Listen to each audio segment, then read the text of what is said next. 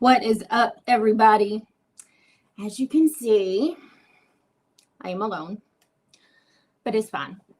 Wayne's okay. He just wasn't going to make it home in time. And he said, hey, I'm not going to make it home. I'm so sorry. And I'm like, it's okay. I got it.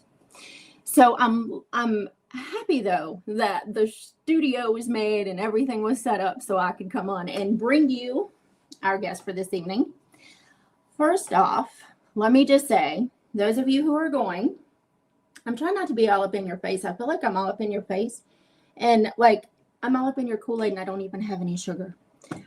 But while I'm on the subject, 8 days, we will be in Gatlinburg, Tennessee, the Smoky Mountain Bigfoot Conference. And I'm so excited. So if you're going to be in the area, please come check us out. So, you know, when I'm doing the show, we get through the bills like super fast because we have Joe and Jim, and we had them on a couple of months ago, if you guys remember, and they had some amazing audio. And guys, I have 7 audio clips, and one of them is going to blow your mind. It's going to blow your mind. I told them this is my favorite one on there. I cannot make any sense of it. So without further ado, let's get this knocked out. If you are new with us this evening, please subscribe to us and help us continue to grow the show.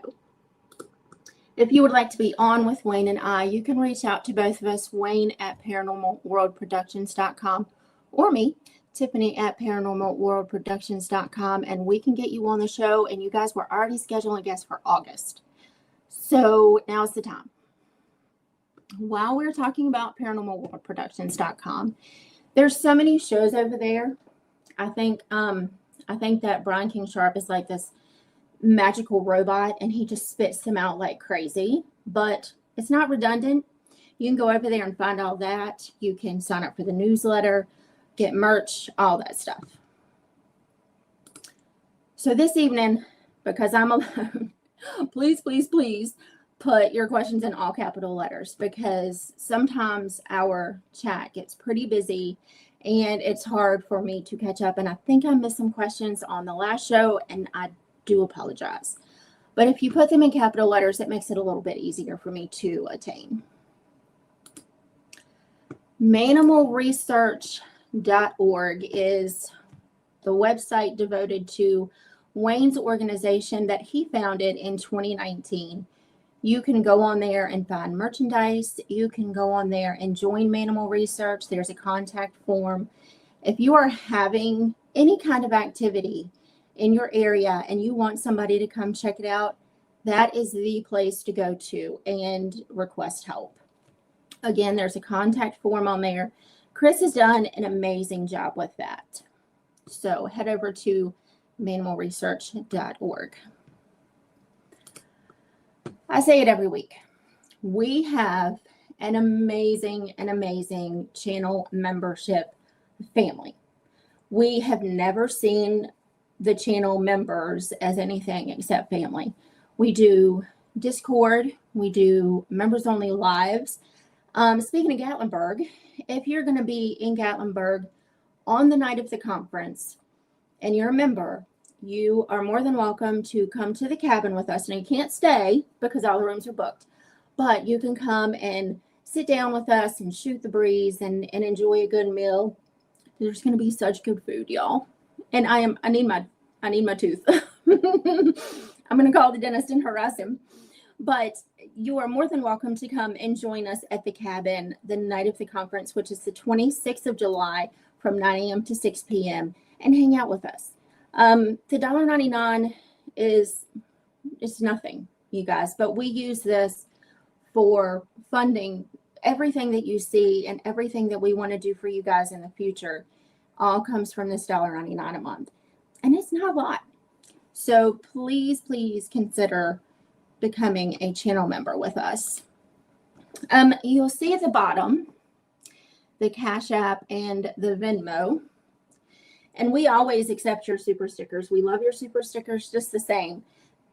YouTube takes its fees, and Venmo or Cash App is a way to get us that money immediately. We don't have to wait. Wayne and I split it 50-50. So you can do it that way too. Just another way you can help us out. So I'm going to try to keep up with the chat, and I'm going to try to keep up with your questions. And let me first shout out Robert Matler. Thank you so much for doing that. I appreciate it. I appreciate it. And hello to everyone in the chat. Thank you so much for coming. Gary, as always, with your $1.99. We love you. So I don't want to keep yapping any further. As I said, we have Joe and Jim on. They were on with us a couple months ago. They're phenomenal. I will bring them out now and we can get going. Hello. Hello. Hey. Thank you so much for coming. Thanks for having us. Yes. So just to start off, if you would, could you briefly go over again who you are, where you're from, for the people who are new here in this chat? Sure. Let me start. Go ahead. Yeah, whoever. My name's Jim Peters, and I live in Southern Illinois in the Shawnee National Forest.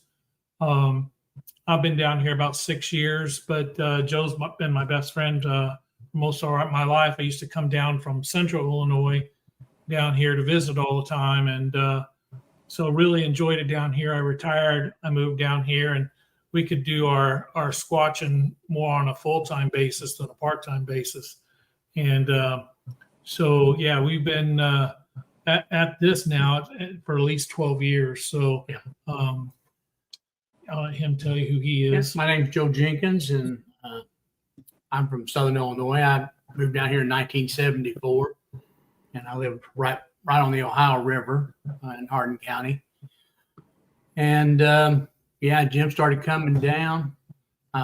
We both are retired now, or semi-retired, and we got to hiking, and we were just out hiking and camping. We've got 289,000 acres of Shawnee National Forest, and so in our backyard, so we was taking advantage of it, and then one night everything changed, and we've not been doing much hiking except just getting out of some such places now. Yeah, because you guys were telling us the last show that you had one area or one side that was primarily Bigfoot, and then the other side was a little on the weird side. Yeah, I mean, we've had some weird, for sure. There's no doubt about that.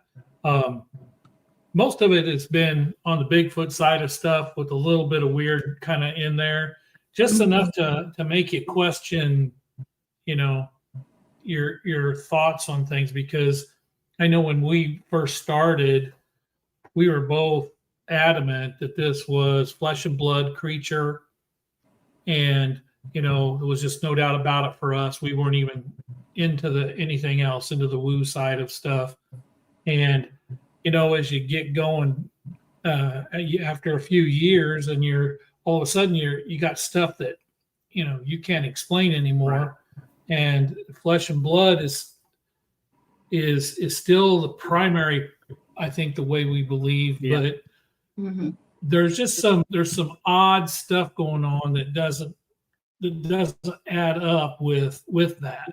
We've had things happen that we just can't explain it, not in the natural sense. Well, touch on some of that. Touch on some of the weird things that you've been experiencing. Okay, well, yeah, sure. We don't normally tell this story too much, but I'll venture into it. We were camping one night, and there was three of us. We had an older gentleman. He's an ex-BFRO guy with us. And all three of us were sitting there, and we had a little fire going. And it was probably about, I don't know, midnight, 12:30, something like that. We're just sitting around the fire talking. And all of a sudden we hear, and this is, let me set this up a little bit. This was in the fall. There was a lot of leaf cover on the ground. Okay. And as we were sitting there, no more than probably 10 or 11 feet in front of us, you hear something walking, and it's in this leaf clutter, and it's just, and you can hear the footfalls, they're thumping along, but it's also crunching in those leaves really, really loud. That's Tim that was with us. And so they're it's going by us, and as it's going by us, I mean, it's startling because you're expecting to see this person or whatever just walk right into you because that's how close it was. And we immediately, since we're all sitting there and we had all our gear, so we immediately start getting some gear out to see what it is. And we turn on a recorder, and it was more of a shotgun mic. Yeah, there's a shotgun mic on it. And we had FLIR, and we had night vision and everything, plus spotlights, yeah. And we're looking for what's in front of us, and there's nothing there. And yet it's still walking by us. We all hear it. And then it turned around, started walking back. We've got that all captured on audio, but there was nothing there's nothing on a heat signature. There was not nothing on night vision or the spotlight. There was just nothing there, and we're shining it right where you're hearing it stepping. But yet it's right in front of you. I mean, right in front of you. And that's enough for me to. I mean, it was kind of raising the hair on the back of my neck because you're truly expecting somebody just to show up. That's right. How loud it was and how close it was, but yet you don't see nothing, and it's still moving. Well, especially with the FLIR. Yeah, it was nothing. It was nothing. Now, we've had some coon hunters down in this area tell us of a place where that happens to them almost every time they go. They call it the lost coon hunter. They said they don't even think anything about it. They know when they go up there to this area that it's going to start following and walking beside them, which is weird. And they don't just hit. Yeah, and this was just kind of walked right by us. It's almost like it was just, I don't know, just like I said, it was just kind of walking straight past us, and then turned around and walked straight back, and there was nothing there. That is creepy. It is creepy. It was. It was very creepy. When you get into I'm a Christian. When you get into stuff like that, my first thing goes to mind is demonic. But I mean, it didn't have that feeling that it was anything evil. And honestly, and I mean, we have all the sensation of something heavy walking right in front of us, but just nothing there. And turn around and come back down. And we had a fence where we were at. We were on one side of the fence, and it was on the other side of the fence, just walking down, and then turned around, walked back. And we kept the shotgun mic on it and followed and listened to it until it just, they couldn't hear it anymore. Went off and was gone. Yeah, it was very spooky. That was probably the weirdest thing we ever had happen. Yeah. Yeah, well, And for that to happen to other people as well, it does make you wonder, is this like some kind of residual, paranormal type thing going on, or is it heavy enough to be, something you would consider Bigfoot? It was weird. It's weird. It was one of the weirdest things we ever had happen. And the thing was, the footfalls were really, really heavy. So, and we were already, into doing research and into Bigfoot and everything. Yeah, and that's what we were there to prepare for. And I would have thought one was walking right up on us. That's how heavy the footfalls were. And I was thinking, boy, this is coming right in on us. And you turn on everything and there's nothing there. And it felt like it was coming right in on us. Wow. It was really, really, it was weird. Yeah, very weird. It's one of those, you just, pray for the daylight. Yeah, that was different. But it never came back. And and from that point on, it was really kind of a normal night the rest of the night. But yeah, there was about 5 or 6 minutes of it that was just really weird. That is so bizarre. Yeah, that's the weirdest thing. I mean, we don't talk about that very much because I can't explain it. Well, there's a whole lot in this field that cannot be explained, so that's really okay. And I'm here for all that possibility of paranormal stuff. So, let's get into something that we all know and we all love. And I want to share this picture. I have 11 photos and 7 pieces of audio. Let's go through the photos first. Okay. Let's talk about Bigfoot. Yeah. That's we come up on that footprint. That's where we call Site 1. And so we're looking in that area anyways. I think last time we showed a picture of a nest. Well, that came from the same area on Site 1. And that was so fresh, it still had moisture inside the footprint. It was really, really fresh. That is that was when we were newer at this, so we didn't know how to. We didn't measure it or anything. I just took my foot there and stuck it there. What size are you? Pardon me? What size shoe do you wear? 12. Oh, see, so yeah. And it was about maybe an inch and a quarter into the ground. It was deeper at the toe end where he kind of pushed off than the heel for some reason. But this is another one of those things that this is weird because there was not another footprint anywhere. Not in front of it, not on the other side of it. We scoured that place. We looking all over for another print. Now, why would you find such a really good print? And you can see the toes in that one. That one, every toe is in there, and and yet there's nothing else. And honestly, there's nobody that would have been in that area or anything else besides us. And definitely not barefooted, not in our area. We have rattlesnakes, copperheads, water moccasins in our area, not to mention turkey mites. You just don't go around barefooted. Oh, Lord. Yeah. So yeah, it was really odd. So that's what I would consider another odd thing, is that there was no other print. And that's always baffled me a little bit on why you could just find one print instead of a whole, trackway. Right. And the substrate is the same. Yeah. If you look, there's no, one area doesn't appear that it would be harder than the other, No, and it's really weird because whatever it was really pretty heavy, because it smashed down there and tore that leaf litter off of there, and it was just really odd. Smashed it into the ground. Yeah. That wasn't us cleaning it out.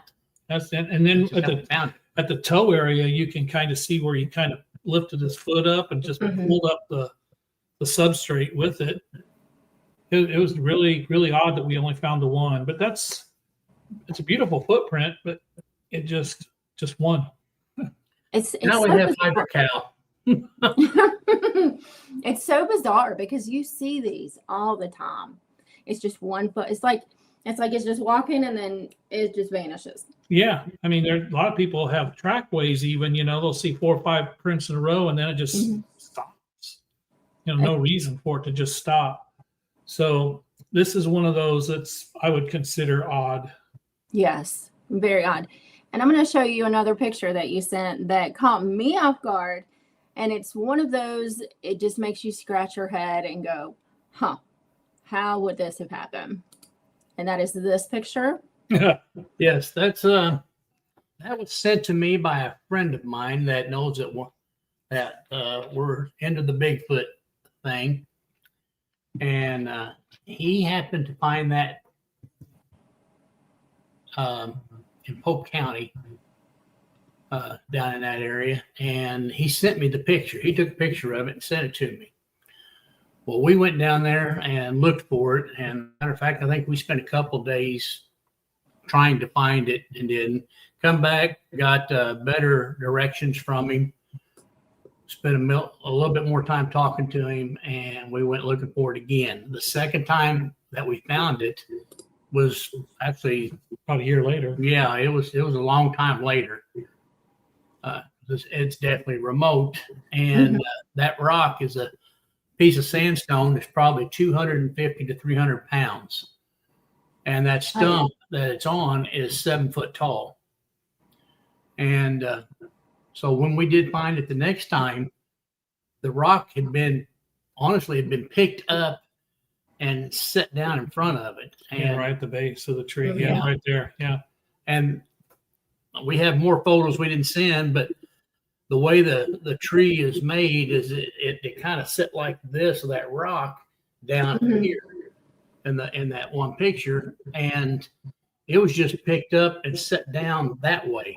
If you notice, the rock was sitting at an angle, Uh-huh. and then there's the front of the tree from where that picture was took before, and the rock had been turned and set down beside the tree. And another thing you can't tell from the picture is how drastic the fall of the land is around it. It goes down. It's not Downhill. flat. There's nothing flat there. And right there in front of the tree, it's going downhill. So it's just kind of set there. If it would have fallen off, it would have rolled, a ways, but it's just set there and leaned up against that base of that tree. So something picked it up and set it down there, or something. Maybe Some- the same thing. Maybe the same thing that picked it up and put it up there. Yeah, that's what we're picking. I mean, This- because if you look at the rock from this angle, you have that curvature. And if you see that here, it is up here. You can see it on that one side. So again, like you said, if it would have just fallen, it would have not ended up like this. No. And this. I have to add too. This is a really, really remote area. That's what took us so long to even find it. Is it was so far back in the middle of nowhere, we couldn't even find it. And we know quite a bit of the area around here. We were like, "Where in the heck is this place?" But we did finally find it, and the following year, it was already down on the ground. But it was definitely odd to find that. Yes, the road went from blacktop to gravel road to creek rock. And then to nothing but this. Yeah. Yeah, then you walk in to get to it, and that was an oddity. To see the rock that heavy on top of a 7 foot stump in the middle of nowhere, that's odd. Yeah, like why? What would because like you said, it's very remote. So what purpose would a person have? And with it that heavy, lifting it that high, you would imagine how tall you'd have to be to even get it to your chest to put it up there, right? Yeah, I mean, honestly, the only way I thought about this many nights, the only way I think a person could have done it is if they had a bucket on a tractor. Right. And then they would have had to get the tractor in there, which would have been a real chore. And then they would have had to lift the bucket up and somehow get it out of the bucket onto the stump and in a balanced way. And you couldn't do that. I mean, you'd have to have men out there getting it out of the bucket, balancing it or whatever to put it on there. And, somebody's going to get hurt doing something that stupid. Yeah. So it doesn't even make sense. And that tractor would have been off balance the whole time. It was so, slanted I mean, Yeah. 250, 300 pounds rock, dead weight is a lot of weight. Yeah. Right. And y'all are retired law enforcement. You know how many stupid people are out there. However, there's not, you know what I mean? You would have so much evidence in that little forest area that there was Yeah. something that big back there moving rocks, because no doubt it would take down more trees. Yeah. Yeah, it was a very remote area. I just can't imagine anybody getting back in there to do something like that. But it was definitely an interesting find.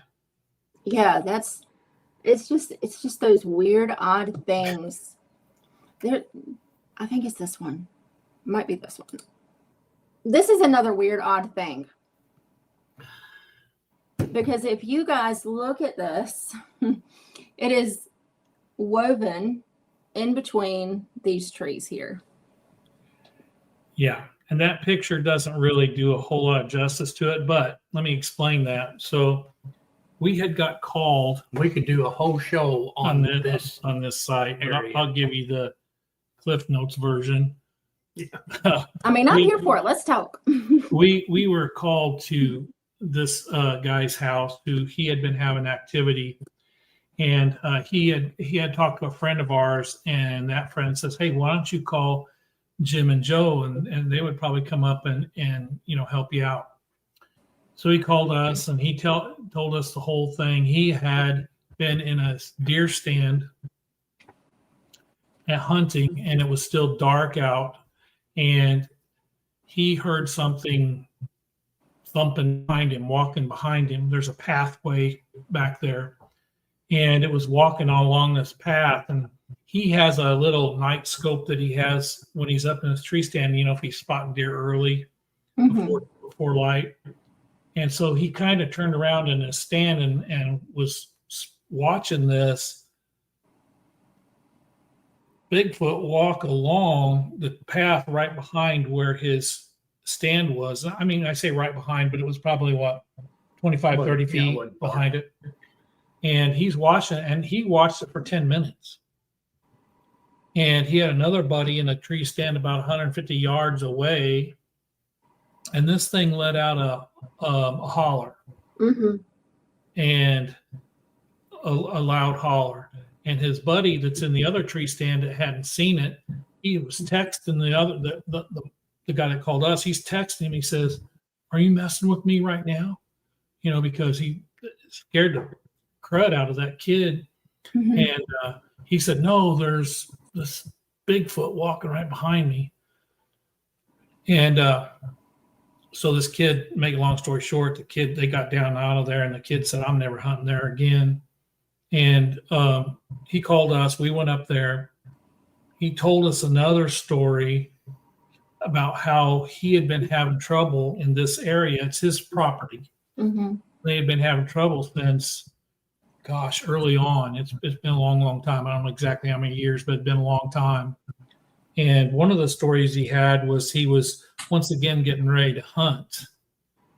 And he didn't live on the property at the time, so he drove the night before up to it. He got there, like say around 11 o'clock at night, and he thought, well, I'll just sleep in my truck until right before dawn and then walk to my tree stand. So he's on the property, sleeping in his truck,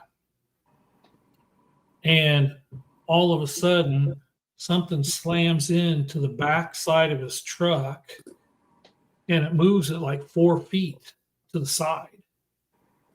Okay. He said he kind of woke up and wasn't sure, disoriented what was going on. Started his truck and left, and it had crushed in the backside of his truck, pickup truck. This was a nice truck. It was lifted and nice big tires on it and all that. And it crashed it in.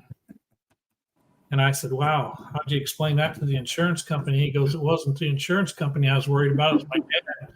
He goes, "When I told my dad I think a Bigfoot crashed into me," he says, "Are you on drugs?" Are you drinking, son? Yeah. Why are you on drugs? No.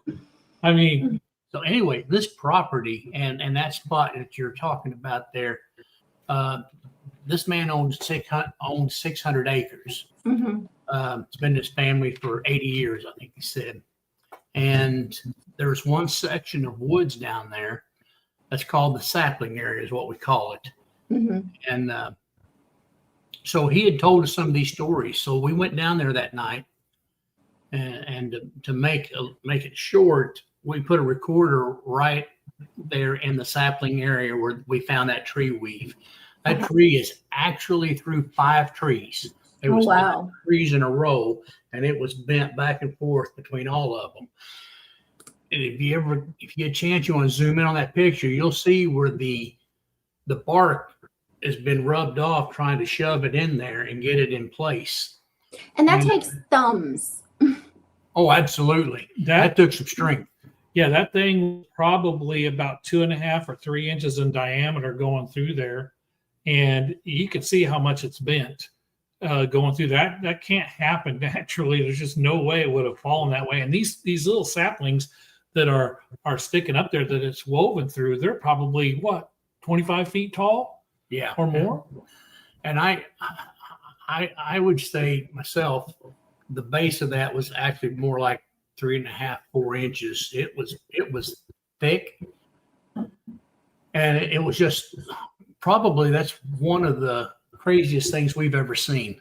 Yeah, as far as tree structures are concerned, that definitely is, because when you're standing there looking at it and you're thinking, man, he bent that around that whole thing. And I mean, it's just constantly bent like this. I took a video of it where you could kind of see each bend in it, where, for each tree it went through, and it went through 5 different trees. And then also in this area, there was pagodas, limbs bent over and stuck in the ground all over the place.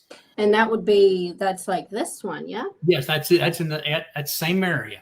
Okay. So because of this, we set up a recorder right across from that area, known as the sapling area. We left it there that night.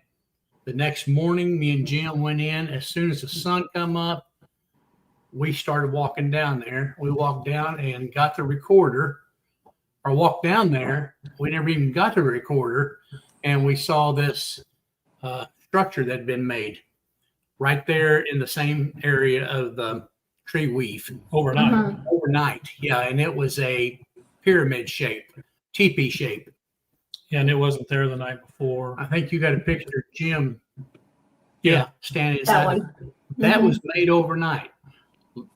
Luckily, we caught it all on audio. You can hear it dragging stuff through the woods. You can hear things breaking and that being put together.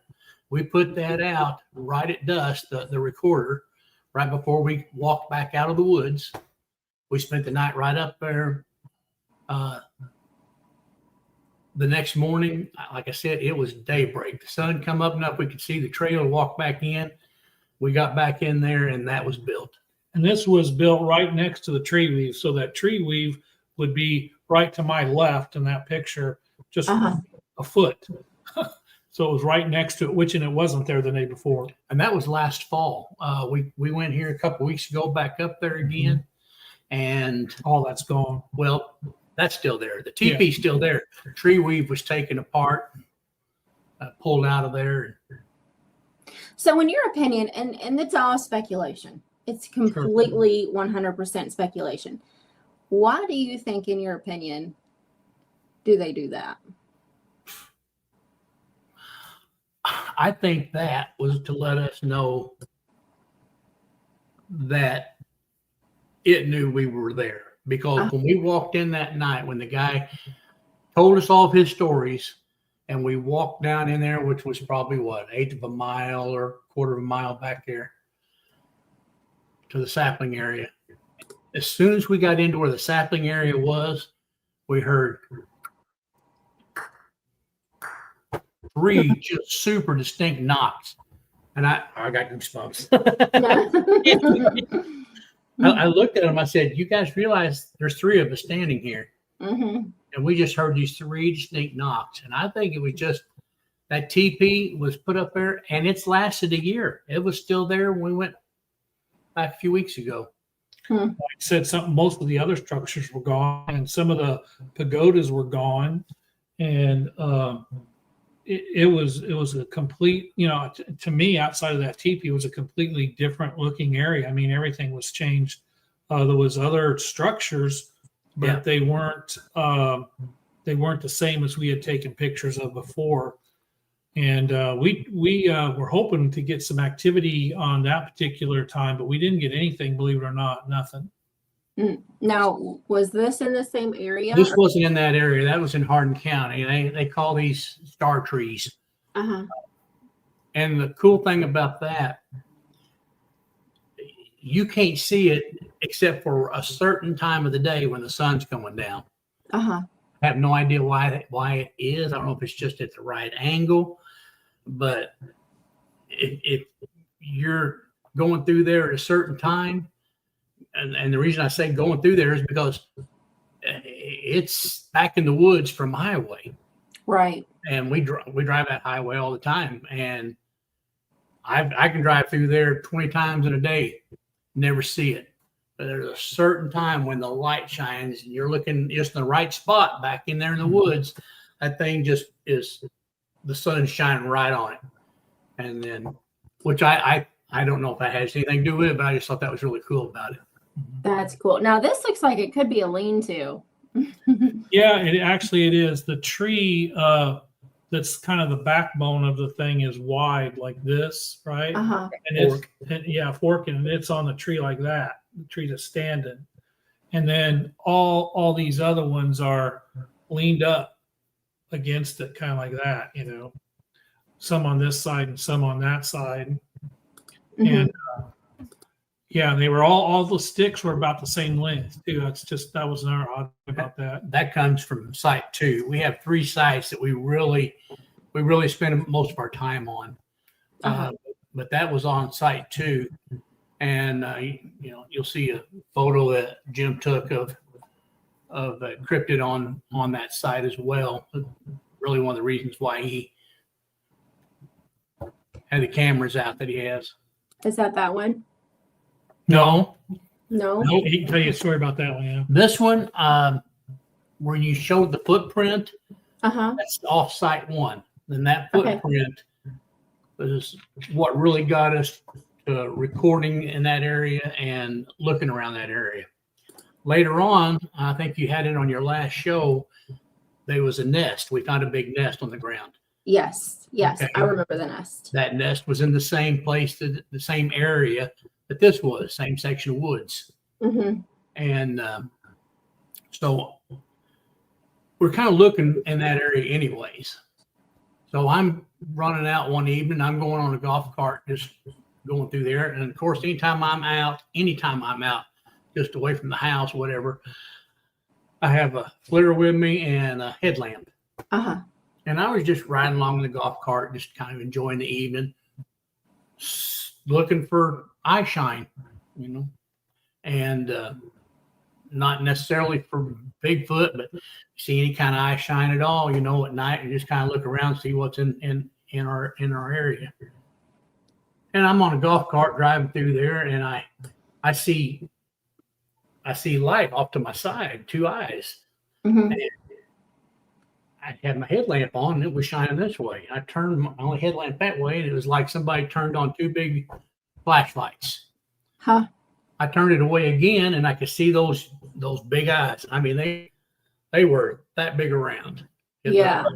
And it was across the field, back in the edge of the woods, and it was probably 4.5 feet off the ground. The eyes were. Uh-huh. All I could see was the eyes. I took my headlamp, and I literally got off my golf cart, and it's watching me, and I'm watching it. Yeah. I turned my headlamp towards it, and if I moved over a little ways, you could tell that the eyes was moving and watching me. Uh-huh. These eyes were self-illuminating. Yes. Kind of an orange red or orange yellow color. Even when I turned my headlamp off of it, I could still see them. They still had a glow to them, even though, but man, when you turn your light on, that was it. Oh, I'm sure. I grabbed my FLIR. Actually, I grabbed my camera first and tried to take a picture, and it wouldn't take anything. Uh-huh. took my FLIR, and I got all I could get was, I got a Leopold FLIR. Mhm. The screen is like 1 by 1.5 inches, or something, like a small screen. I could tell that I had the eyes. I seen the eyes, and I took a picture of it. And I just keep thinking, at the time, I thought it's cougar because it's 4 feet off the ground. The eyes Right. are. So I thought, well, it's a cougar setting upright, and I wasn't going to get any closer than that. Exactly. And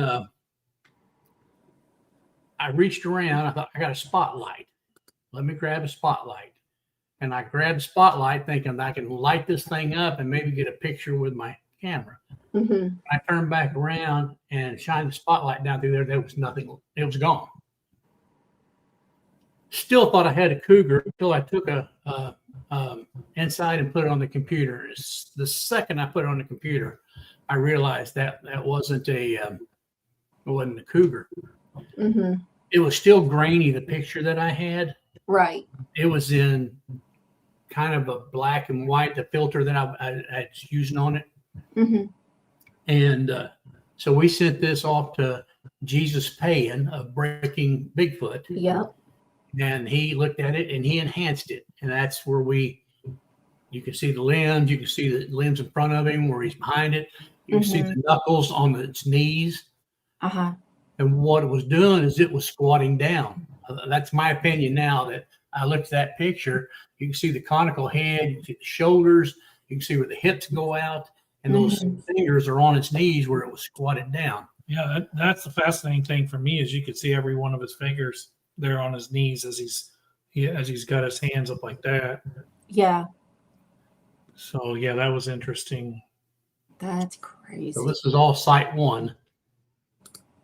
Well, let's get into some audio. And we're talking about, let's see. Because some of these are so fascinating. The one that I was talking to you guys about before the show. And so for you at home who are watching, I'm gonna play it twice. So I'll play the first time, then you'll come back to our pretty faces, and then I'll hit it again because y'all are gonna be like, play that again. I gotta hear it again. So we'll start with the Illinois howl.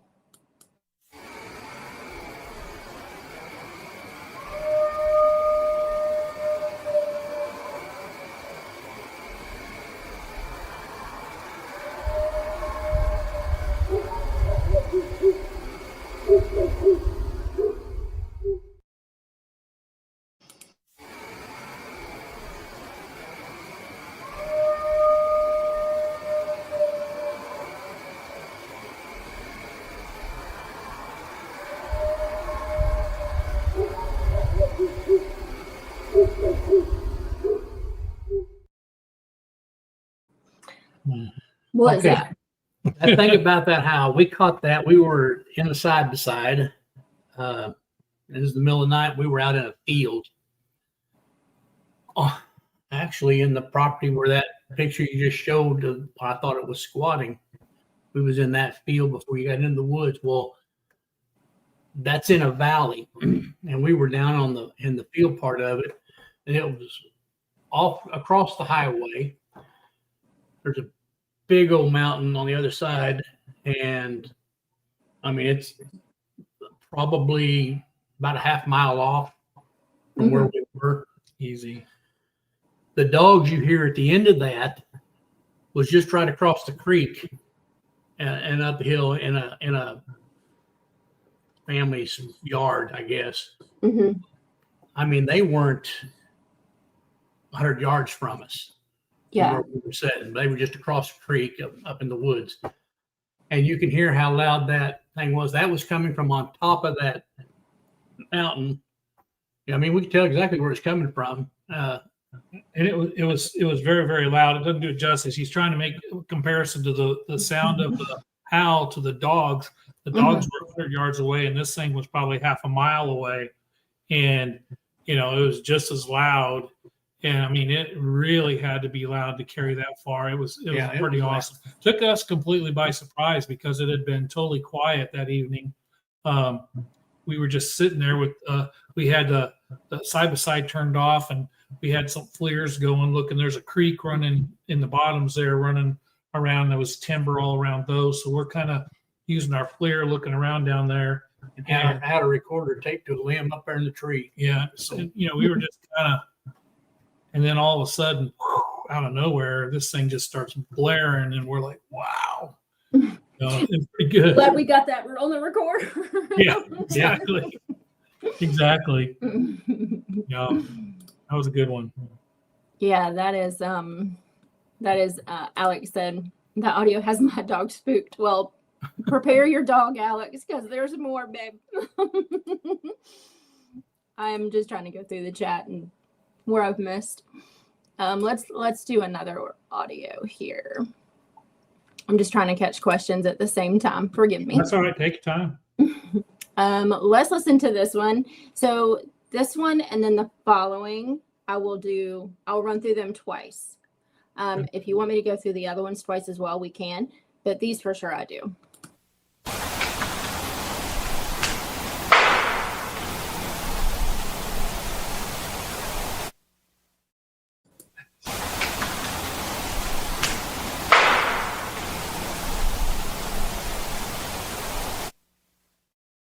That is a Louisville slugger up against the tree.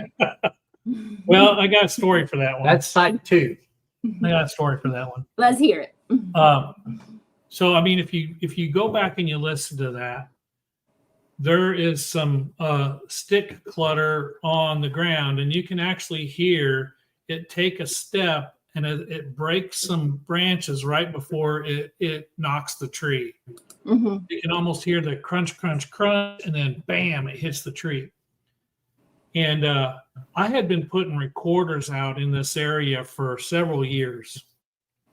And as of late, I put them out, and it to me, I always get this knock that's like it's right next to my recorder on the tree, right next to where I put my recorder. Mm-hmm. And it didn't happen for the first several years, but as of late, it's almost like, I see your recorder, I'm going to knock this tree right here, right next to it. And they're always super loud, just like that, just unbelievably loud. And it has to be right next to the tree where my recorder's at. Mm-hmm. And I mean, it's really one of the better knocks, Best, that you get when they're that close. And it's been doing that now over the last several years. I'll put a recorder out, never fails. I get a loud knock right next to it. So, and this area, site 2, it's on private property, but it's also adjoining the Shawnee National Forest. Oh. And a lot of times he'll get a knock on his recorder, and then you'll hear one far away hit, just faintly, and then you'll hear one halfway in between, and it looked like 3 of them answering one another on the knocks. There are multiple ones, so we've gotten several like that up in the same area, and that's the same area that knock is where you just seen the fork with the sides on it. yeah.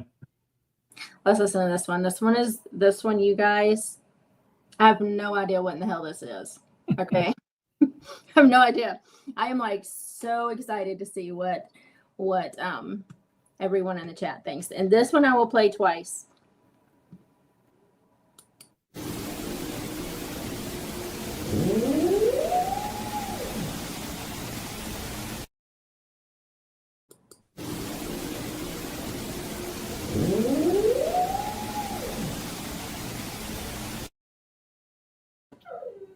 What is that? No, I wish we could tell you. I mean, That's taken from the same site 2, and it has a mechanical sound to it. And that's not the first time we've heard a mechanical sound. I think we discussed that on the previous show about kind of being led around trying to find that sound and mechanical. It wasn't exactly that, but something similar like that. Yeah. Yeah, very similar to that. And it's just some kind. It just sounds so mechanical to us, but yet there's nothing out there to make that sound. your guess is as good as mine. And if anybody in your audience knows, let us know, because we haven't been able to figure it out either. Well, see, you had mentioned to me that someone had said it sounded like an elk, right? So Troy in here said it almost sounds like an elk bugle cut short. Native Tracker said a historic animal. And then Chris asked, is there an elk in sight too? No, there's not. There's no elk around. We're, Southern Illinois, we got a lot of white-tailed deer, but no elk. So, and it's like you said, I mean, we hear encounters all the time. There's this metallic sound. We don't know where it's coming from. And Wayne's heard it too. Yeah. And if you hear the original sound, like kind of with headphones on where it's really clear, it just really sounds mechanical. They just did it the one time in the middle of the night, in the middle of the woods. I mean, there's not roads going by there. There's not even trails going through there. But that's not the first time somebody said, yeah, it could be an elk, because we'd heard that before. Somebody said, well, I think that sounds like an elk. And, that's fine. Maybe we had a stray elk coming through and just decided to do kind of a call there or something. I don't know, but it sure did sound mechanical to us. And it does. It almost sounds like something starting up, Yeah. It's an odd sound. And then it shuts off. Yeah, let's listen to it again. I love this sound. Let's listen to it one more time.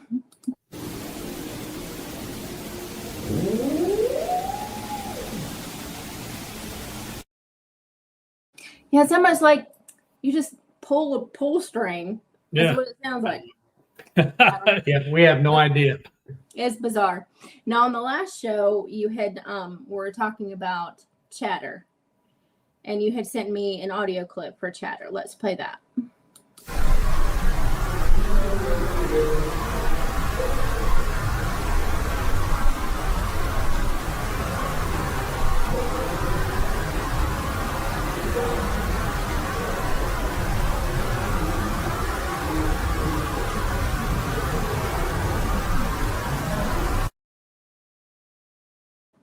Where is that at? That's again on site too, where you heard the big loud knock, and where you heard the mechanical sound, and where the thing was. It's all on that same site, and it's like I said, this is just nothing but forest for miles. Okay, so it's out there in the middle of nowhere. And I can guarantee you there's no one else around. Yeah, because it sounds like a room full of men just talking. Real deep. Yeah, real deep sounding. And that was so bizarre. When you pull something in like that, it's like the disembodied voices or something, or you can't make out what it's saying, but somebody's talking. It's spooky to hear something like that, and especially when there's no one back there. And we've caught several times on recorders. We've caught chatter, and it's always, you can hear it on the recorder. You just can't make it out, but it sounds like vocalizations. And I mean that there, like you said, it's whatever was making that was coming from a very large, deep vocal. Yeah, that was. I mean, it's something. Yeah, it's like Richard Sturban talking. Yeah, we've even had singing chatter where it sounds like somebody's singing. We just had Mike on, Mike Miller, and he had an audio clip because it was my favorite out of his, and it was going ooh ah ooh. And it was just kind of like this melodic tone. So that correlates with you. This does not sound like singing. This does, however, sound like a very angry man. Let's listen.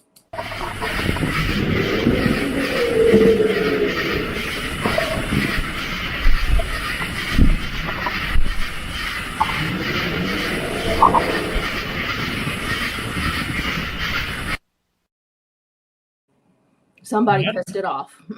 That sounds to me like just a huge roar, just like a lion roaring way back there in the background. Just like, And again, that was recorded from Site 2. again, yeah. Y'all got lines up in Illinois.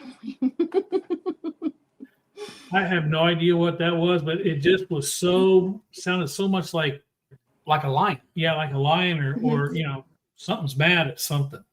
I mean, yeah, let's listen to it one more time because I really want the audience to listen, especially if you have on like headphones or AirPods. Listen to the guttural. It's so Right at the guttural. beginning of it, yes. Yeah.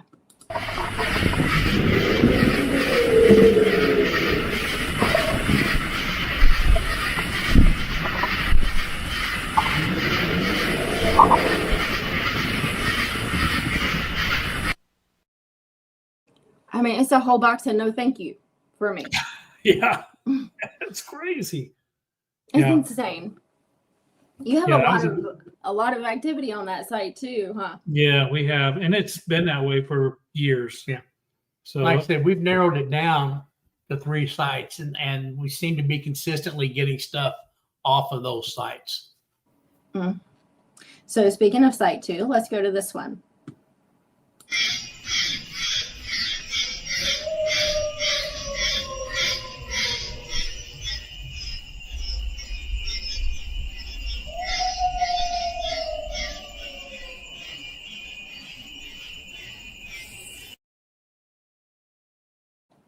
yeah, that's site 2 as well. Yeah.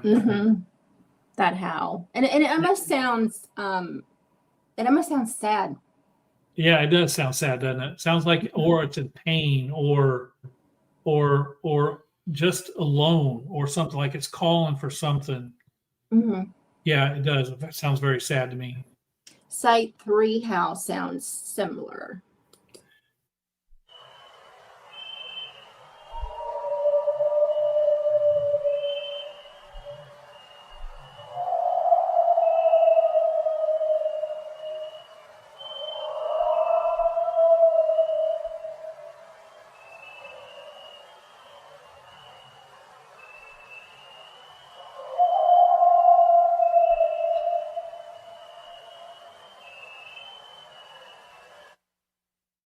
Just sounds so sad. You just want to hug it and say, it's okay. Tomorrow's another day. Now, when I heard that, I didn't want to run up and hug anything. No, that comes from Site 3, and I'm telling you, when we talk about in the woods, Site 3 is we don't even go there very often. Oh, That's But- that's one of those. But a deputy friend of mine, of course, I'm always talking to the deputies. Hey, listen to this. I heard this. I heard this. Well, he was telling me about where he was deer hunting at. And I put me up a tree stand. Man, I got this good spot. And he's explaining to me where it's at. And I said, oh, have you ever heard anything like this? And I played him that on my phone. He said, yeah. I said, that's from out in that area where you're talking about. Not the same place, but close. yeah. He said, I said, have you ever heard anything like this? And I played him a couple of knocks and stick breaks stuff. He's like, yeah. He said, I've had sound like trees falling over back there and stuff. He said, I said, well, what you got's Bigfoot back in that area. He said, I've heard that howl. Oh, wow. I don't even know if I'm going to go back and get my tree stand. So, You're not alone, friend. Yeah, wow. that area is one of those areas that just it's just spooky. Those woods are really, really odd. You never feel comfortable when you're in them. Matter of fact, I don't know that I've ever really felt super comfortable in that area. and we haven't went there that often because of that. Yeah. Do you guys feel watched when you're in there? Oh Like gosh, something's yes. watching you? Yes. It's either watched or this feeling of dread or doom type Yeah. of feeling, that you get. Normally you're in the woods and it's very relaxing for us. We enjoy it.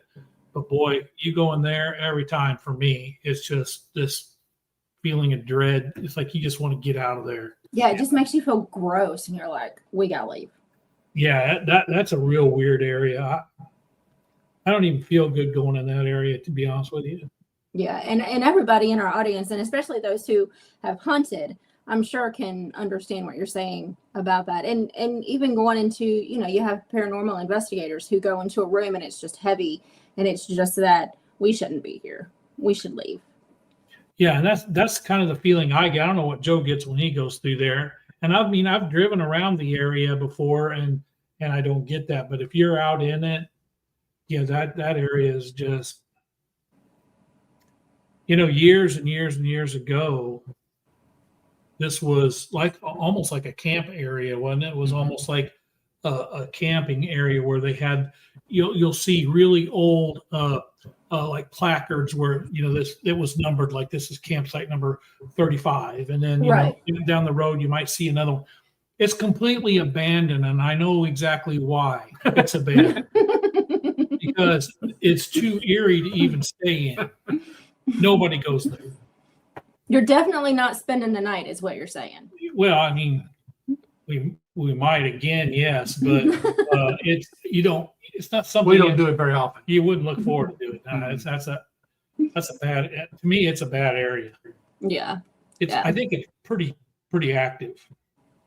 Yeah, well, it sounds like everywhere you are is very active. The sites that we've picked out over the last 12 years, and I mean, it took us a long time to figure out what parts of the Shawnee National Forest that is around us is active. Mm-hmm. And we've got 3 sites that we found. And I will add too that we've been called by other people here in the area that have activity on or close to them, which we haven't been to. We've been to a couple times, but it wasn't one of our original 3 areas. And now we branched out. We have another area because, they're calling, and they've had activity since 1989. And we have people now telling us, after doing what we've been doing, telling us their stories. And I mean, it's just not our 3 spots down here. Southern Illinois, like I said, Shawnee National Forest is 298,000 acres or acres. And I'm sure there's things happening all over. They just don't. Yeah. Well, and that's what I was going to ask. And you guys hear my dog.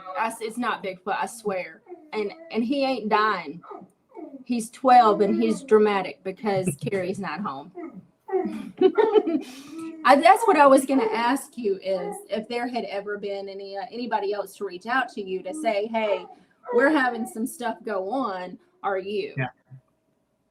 Yeah, we just had a lady call us about 3 or 4 months ago, and she had one sitting out on. She's in the middle of Shawnee National Forest as well, too. I mean, literally right on the other side of her drive is Shawnee National Forest. And as you're going up her drive there, she was on her deck, sitting there looking down the lane, and she saw something moving. And at first it was coming up the hill, and at first she could just see the top of it. She maybe air or something like that. Yeah. And as it got closer to her, she realized it was a Bigfoot coming, and she kind of said, I didn't want to look it in the eye, so I kind of turned my head and kind of, side-eyed it. And she said this thing was walking on its palms and its feet. So it had its hands down like this, flat, right? And it's walking like down low, creeping up like this. Red eyes, and it's creeping up flat, using its palms on the ground and kind of creeping up. And she said when it saw her, it stopped, and she kind of sit there, and it stood up, and she said that thing's over 9 foot tall. And the reason she could tell is because it was taller than the light. She had an outlight on a tree, and it was standing right there, and it was taller than that light on the tree, and they had it 9 foot. And she said it stood up, took 2 steps, and was gone into the woods. So yeah, there's other people that are having stuff in our area, and that's about 20 minutes from here. That's crazy, because it's kind of like that spider crawl, Yes, very much like that's that. what we thought too.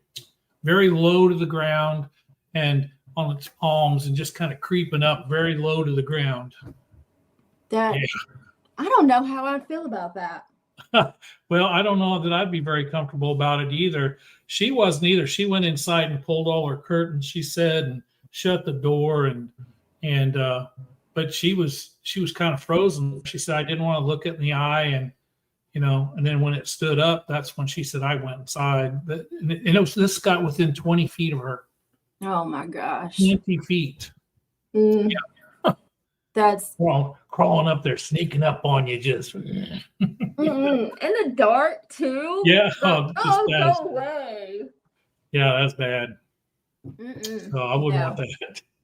Go away. That's We were just out there last week checking the area out again.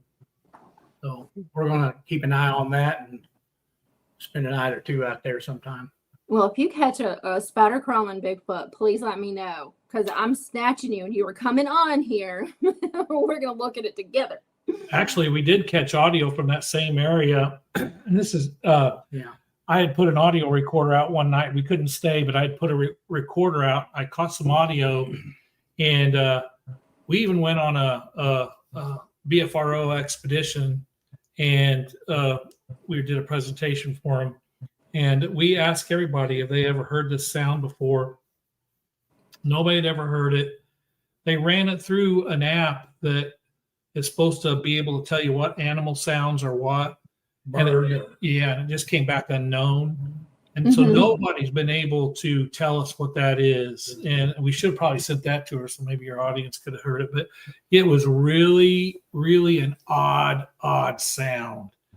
And we didn't know what to make of it, but it came from that same area where she had this thing creeping up on her. And, we're talking just months ago that this thing came creeping up on her. So it's very, very recent. That is creepy. So she doesn't go outside after dark anymore, right? Well, honestly, you could be, 5 feet, 10 feet from one of these things and never know they're there. Yes, and that's what we talked about. And we're over an hour, but it's okay. That's what we talk about. They have been in the woods. The woods is their home.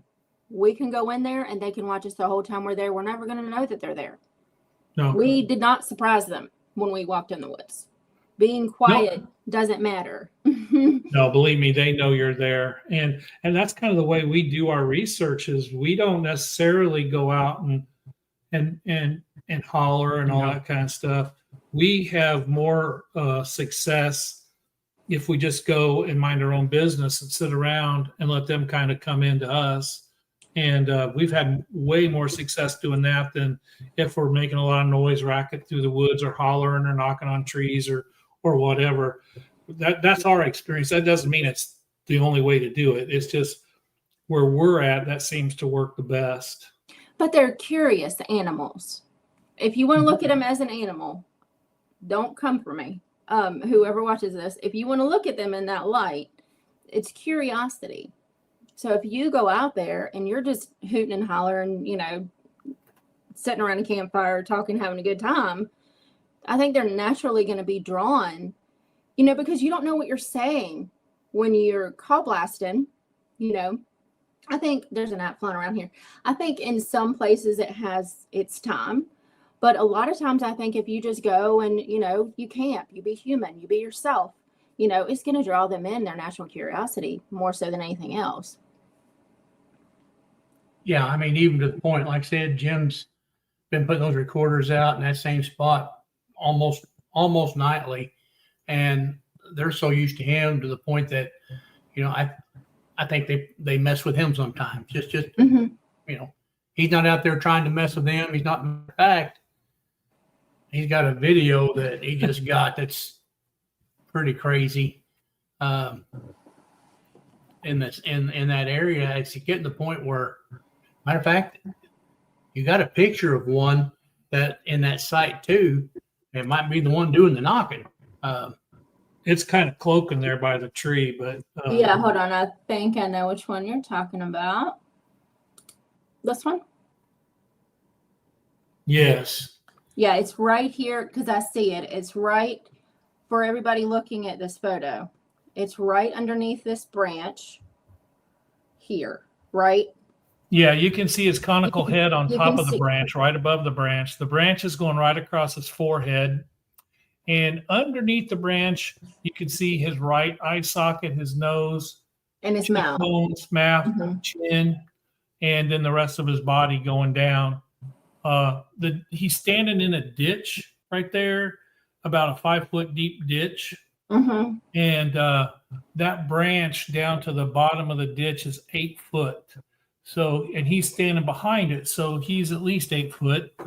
And like I say, you see the conical head right there on top of the branch. And this was taken in March, and had been raining all morning, and it was just really, really gray out. And believe it or not, this is a color picture taken with the iPhone 12 Pro Max. Uh-huh. And it's a color picture, but that's how gray it was out. Everything just looked gray, misty. Yeah. And he was about 60 yards from where I was at. Uh-huh. And he froze. I walked out and he froze right there. And I just get my phone out. I didn't even zoom in. I just took the picture because I wanted to get it before he left. Uh-huh. And he froze. I mean, he wasn't moving at all, just kind of standing there, just blending in. And I don't know if you've got any hunters on here, but it's sometimes if a deer is out in the woods, if it ain't moving, sometimes it's just perfectly blended into the background. You can't see it Exactly. until its tail flips or, it moves. Then you go, oh, yeah. Well, that's what this was doing. It was standing there blending so well with the background. But I should have been able to see through that area. He's blocking that rest of that ditch. You should have been able to see right through there. And that was big. That was about 8 foot, and about 4 feet wide. That's a mess. Yeah, I don't know if he was exactly cloaking or blending somehow, but he was blending in perfectly to the background. But it was still, I could still see him. So, and I sent it to Joe, and then I said, Joe, what do you see here? And he's the one that made the black circle above it. Mhm. He was saying right there in the circle. I go, yeah. Yeah, right there. Yeah. And I've colorized it a couple times to see, sometimes in the color versions you can see it better because it just makes the contrast a little different. Right. So Yeah, and we've talked, went on with DA and Robbie Raines, and we had talked about the cloaking versus the just blending in. Like when you look at the animal kingdom, most every single animal in the forest has the ability to camouflage, And when Robbie was on our show, he was talking about how the polar bears blend in so well because they're white. Their hair follicle is clear, so it's reflecting the snow. So when they lay down or if they're hunting, they'll purposefully cover up their nose because they know their nose is going to give them away. So it may be something, you hear people say cloaking, and it could be. But if you, speaking to the strictly flesh and blood portion of the community, they would say it's just naturally, camouflaging itself into the background. the interesting thing about that one is didn't seem to be any hair on his face at all. The body had all kinds of hair, but his face was just skin, a lighter color than the rest of him, and didn't seem to have any hair on his face. On his head, yes, but on its face seemed to be hairless. Well, and we just had Donna on this past week, and she was talking about that. She was talking about how the one that she had seen, it was, just a little hair on the face, but not much to speak of as compared to the rest of the body. So it's crazy. Yeah, that's the way that one appeared. And if your listeners if they'll go to our page, the Squatchers page, if you got a link, they'll see a video that Jim just shot 2 or 3 weeks ago. He stepped out and his truck was back there in that wooded area, and he saw something moving around behind it. And so he got a little bit of a video, which we've got on our site, and might possibly be that thing again. So I did. You never know. Go ahead. I was just gonna say, you never know. I was letting my dog out to go to the bathroom, and my dog was like trained on it. I mean, I'm yelling at it, going, "Come on, go potty," so I can get back inside. And the dog's just right on it. I mean, not moving. So I looked at what's it looking at, and then there's this thing moving around behind my truck. I thought maybe it was, not sure what it was, and then I started moving to try to catch it because it kept ducking in between the trees. We have that video up on our Squatchers Facebook page. So yeah, you guys go check that out. You guys check that out. They have, and I'm going to give you the opportunity. I'm going to get into the questions and sure. And then I'm going to give you the opportunity to promote the hell out of yourselves. So okay, that's fine. All right. Let's see. Chris Blaylock. What type of recorders do you use? Is there any particular brand? We use the Olympus recorders, and they're basically the digital recorders that Kim's going to grab one so you can see it. I think maybe it's 710, but we just started out with them and we put them to the tree. Now we shut off all the filters that wants to try and cut sound out. So we shut all that off. So it's just recording everything. This is what they look like. I don't know what's best. Oh, so it's just a slim little. Yeah, just very small. Mm-hmm. Very small. And it's basically just a voice recorder, Yeah. Run you about $70, 65, something like that. And these things, believe it or not, they'll record like 60 hours. So you could leave them out for a couple days if you wanted to. Well, that's I usually pick mine up every day. Mm-hmm. Yeah, these are just Olympus brands, and we use a lot of these. And the reason we use these is they're easy to mark. So right. If I'm listening and you hear a sound, you can just hit the mark button, and then later on you can just keep hitting that mark button. It'll go cycle through every one of them that you've marked. So it's easy to retrieve your marked audio. And that way we put them in and save all of our sounds. We have hundreds of sounds. Yeah, if I'm listening and I hear a howl, I hit the mark button. And then I know that later when I go back and hit that button, it'll bring that howl up right away. Well, that's cool because it keeps you from having to listen to hours and hours of crickets. Yes. If you decide to order one, if anybody wants those, the company now calls themselves OM.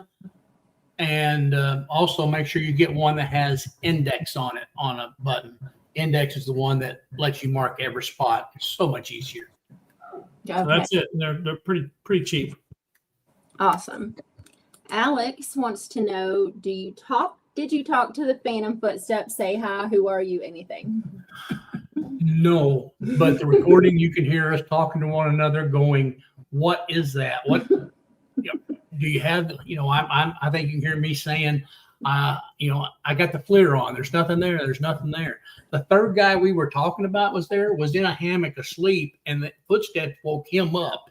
Oh my! You hear him in there moaning around, going, "What are you guys doing?" And we're following this thing, But no, it's just us talking to one another. We were trying. I'm sure it hurt us because I'm probably yelling, "I can't see it! I can't see it!" So, yeah. That's funny. Chris wants to know if you guys have heard the footsteps again. No. Mm-mm. No, one time. And, I'll make a little quick story out of this. One time we were in the same spot, and we had site one, and we had a guy with us. He was putting out bacon, and he had put bacon out on trees. The BFRO guy. Yeah, and he cooked a bunch of bacon, threw it out on tree branches. And as we were sitting there that night, the big whiff of stink came in. And this is really the first time I'd ever smelled any kind of Bigfoot. And it was horrible. And this was in the same spot we heard the footprints. Now, we didn't see anything that night, but the stench would have just... And it would just come in and it'd go away. Yeah. It'd come in and go away. No wind. We even lit a lantern trying to see if there was any wind at all. There was nothing. We went out the next day thinking something had died. You know, there's nothing in there. So we were getting a good whiff of him, but he didn't make a sound. We didn't hear any footprints that night, but yet it was close enough that the odor was just, it just knocked you down. And but no footprints, no sounds like that at all. So yeah, no, I wish we would hear him again, but we didn't. That's crazy. Erica wants to know, what kind of cameras do you use?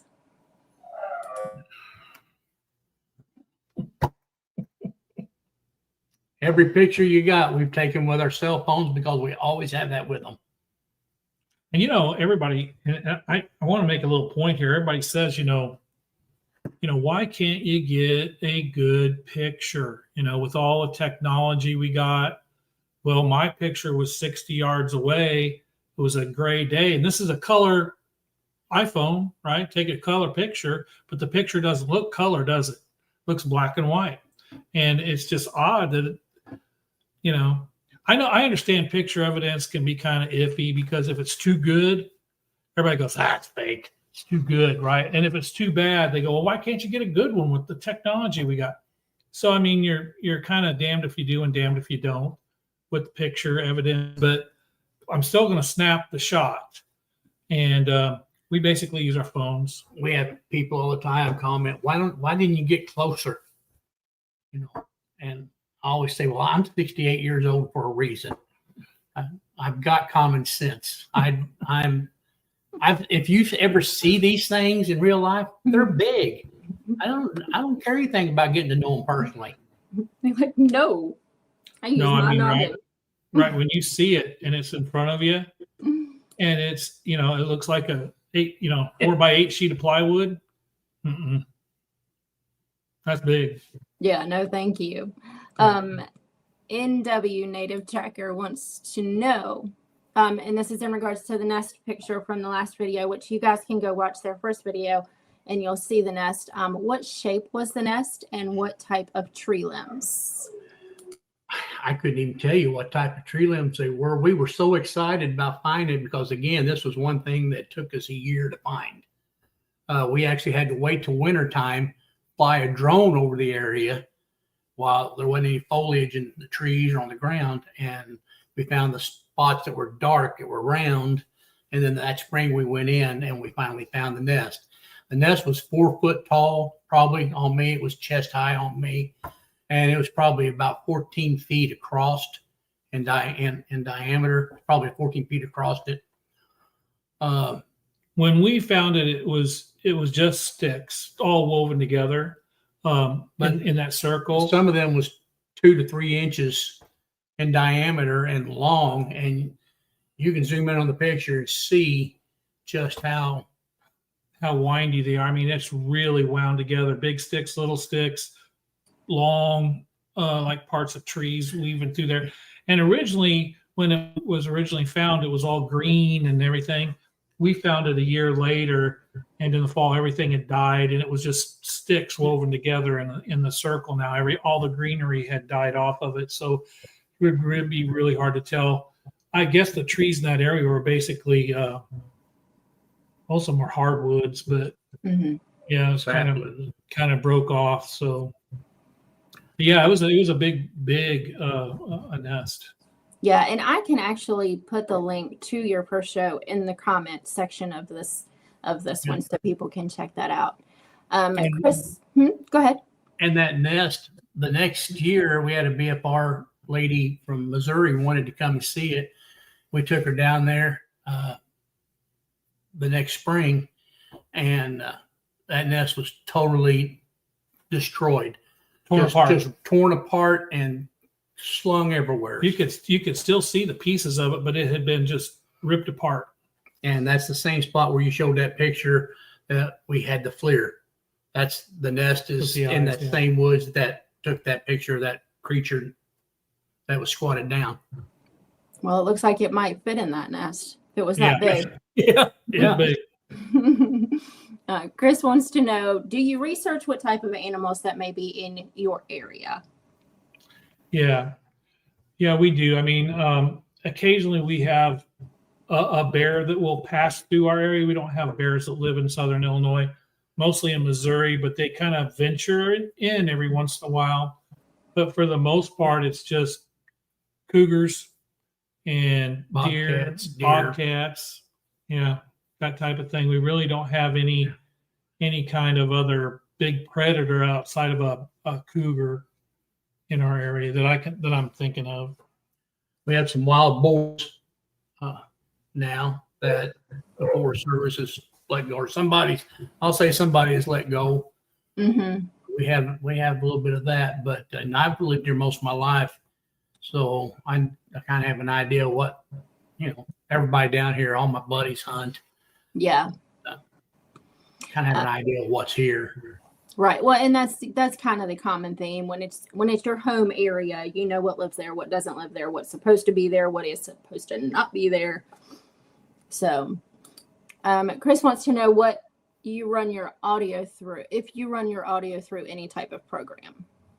Yes, run through Pro Tools, and I have a recording studio, the Rock Recording Studio, and had since '99. Me and Jim have played music together for years, and so since we already had that, when we started doing the audio, we started capturing stuff. We put it into Pro Tools and clean it up best that we can. Yeah. Cut out some of the stuff so you're not having to listen to 5 minutes to hear one knock. We'll cut that out. Just get the knock, do that kind of editing, and try to get it. All the crickets maybe drop down some, right. without signal loss. So I do use Pro Tools for that. And recently, I've kind of switched over to. I'm not really sure I like it because it ties me to my computer a lot. But these recorders that I showed you earlier, you see that they have the USB thing that pops in and out of them, right? Mm-hmm. So if you got a computer, you could plug these in. At least the older versions, you can plug that in and then run it through Audacity, which is a free audio program that you can get. And then, you could open that file up in Audacity and you'll see where all loud noises are. And then you can just kind of go there and listen. And, so that's another program that's pretty good. For a free program, it's really good. Oh, yeah. Audacity is cool. Troy wants to know, do you compare sounds you capture to sounds of non-native animals that may have escaped from someone or from somewhere? Well, I can't say that, honestly, that we have compared them to other creatures that's not in our area. But like that elk, that sound that, you think might have sounded like an elk. There are no elk in our area. Right. If there was, we'd see it strapped to the hood of a car down here. It wouldn't last very long. They'd be pretty proud of it. It wouldn't last very long. We're so far away from, I mean, where I live right now, it's 35 miles to the closest McDonald's.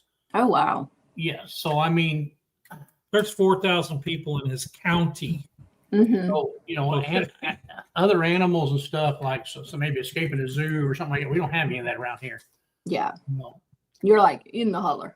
Yeah, we are. Yeah, this is I've been to high schools that got more people than their county. Oh. So, I mean, it's really remote and there's really not a whole lot of people in the area. And so, but yeah, I mean, that's a good idea to start comparing stuff to other things. I know I have first time I recorded a cougar, I wasn't sure exactly what it was, but it was doing its mating call thing. And I recorded it and I had never heard that before. So I had to go out on the internet to try to research what it was. And sure enough, it was a cougar calling for a mate. Gotcha. And that can kind of sound horrific. Yeah, it does. It's crazy. It's weird sounding. Yeah. Yeah. So I have compared about some things, but really we should do more of that. Chris wants to know what time of year it was when you got the chatter audio. Most of it, I would say, I can't say for sure that particular one, but we get the majority of our activity in the spring and the fall. And I don't know why that is. Like right now, I have been honestly, I have been putting out recorders every week when it's not raining. Of course, it's raining tonight. And if it ain't raining, I have a recorder out somewhere.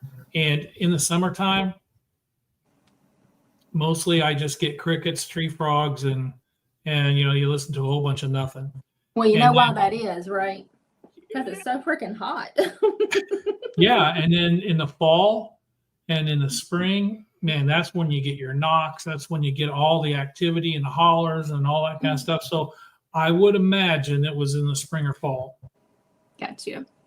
NW Native Tracker wants to know if that up around 1200 elevation or lower. I guess where the sounds are coming from. Well, definitely if they're coming from Site 3, they're lower because they're right there on the Ohio River. If you go up into the Garden of the Gods area, Mhm. you're probably getting at least to that elevation, I would say. Above, I guess you're talking about above sea level, Uh-huh.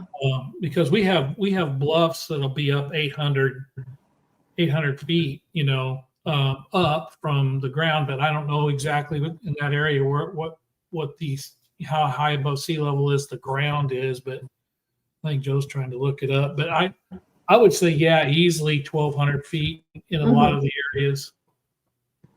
Okay. Flat Rock, what's up, my friend? Wants to know if you guys are getting any good thermal footage. Yes and no. I mean, we outside of the one he got that you showed here tonight, we were at that other guy's Bandy Farm. and do the investigation there, and we definitely had got one peeking out around a tree. You can definitely see the head and shoulder, and actually one leg, I believe, standing out there, kind of on the edge of a tree, and you could actually tell he was moving too. It was going in and out, and we do have. Do we have that up on our website? It's on our Facebook page. Yeah. Yeah, we Squatchers. have that up on our webpage. It's not the best one, but you can definitely see something there picking out around the tree. Wish it was better, but Yeah. And also Joe Turry, Tury. He was filming a documentary that night. Mm-hmm. So he got some stuff in that area too. Bandy Farm be worth watching. and we have links to that on our website as well, Awesome. on our Facebook page. And the last question of the evening is from T. Roy. Do you do any gifting? We haven't.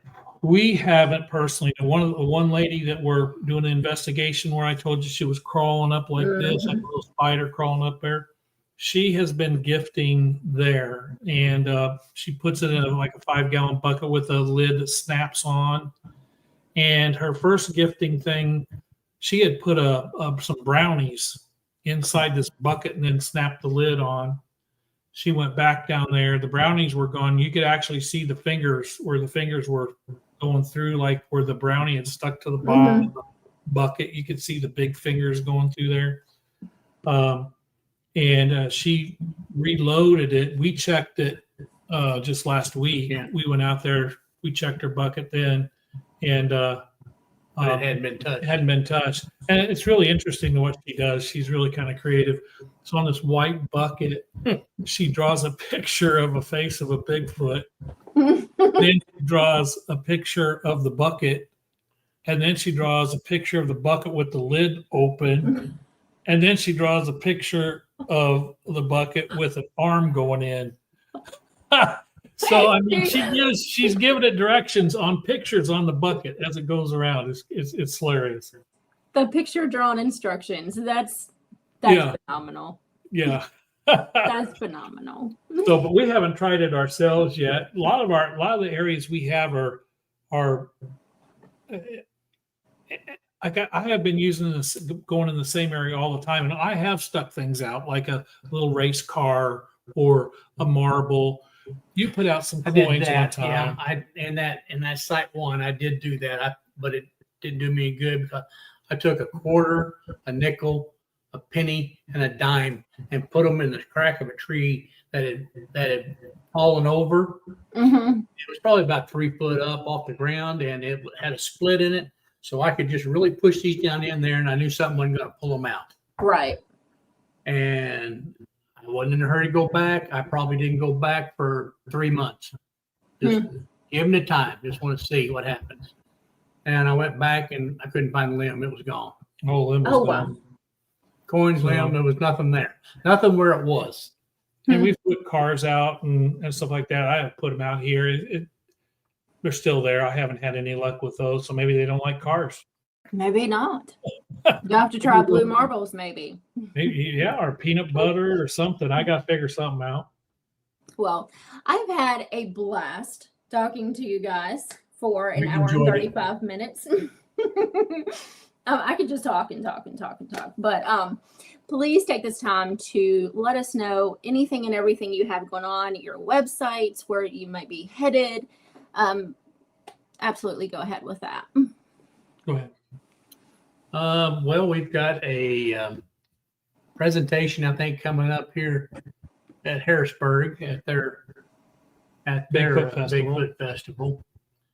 We were supposed to be doing one Southern Illinois Bigfoot Conference, but he had some issues this year with the building. That's been canceled. So right now, we don't have anything besides that Harrisburg on our agenda. We will say if anybody ever wants us to come and do presentations, we'd definitely be interested. We love sharing what we've got, and we've got tons of photos and tons of recordings. So yeah, we just scratched the surface. We have hundreds and hundreds of audio recordings over 12 years. So there's, we just picked out some for you, but we've got hundreds of them. And my email address, and get a hold of me. And outside of that, we do have a couple current investigations that we're doing, but we keep pretty busy, around just kind of doing our own thing. Please stop by our Facebook page. It's the Squatchers, and it's spelled THESQWATCHERS, like it says, like right there. Mm-hmm. And go there. We put a lot of our stuff up there, stuff we find. We also do advertising, like, we're going to be on your show, so we put that up, and we'll share all that kind of stuff. So please make sure you stop by and keep up to date with us, and give us a follow, and everything we put up, you'll get a chance to see. And we try to be pretty active on it. Actually, Joe's more active on it than I am, but please stop by. Yeah, I think that's how it is out of every group. One is more active on social media than the other one. He's just better at it. And he's the IT guy. See, there you go. It equals out. Oh, well, you guys, you're a hoot. I love talking to you guys. And I could just talk we've been on here for almost an hour and 45 minutes. I know it doesn't feel like it, right? All the good ones go by, and then whatever. It was fun. We sure appreciate having you. Thanks for having us. We had a blast. Yes. And you guys have a good rest of your night. All right. Thank you very much. Thank you. What a great show. God, they're just over like that. You don't even realize it. Thank you so much for coming and for being so interactive. And it was amazing. It was a lot of information. It was just great stuff. So I'm all about always getting them back, because they are, boots on the ground, and that's what we like to see. And we love to, hear the audio. But I'm going to cut out of here and go see what's wrong with my doggy. And, but do come back and see us Saturday. We are having Kyle DeShane. Our Saturday show starts at 10 p.m. Eastern, and I'm looking forward to talking to him. You guys have either heard of him or listened to him. Brian King Sharp actually went and spent time with him in Radium, so I am looking really forward to having him on. So I appreciate everything, and you guys go check out the Squatchers on Facebook, and until we see you again on Saturday, peace.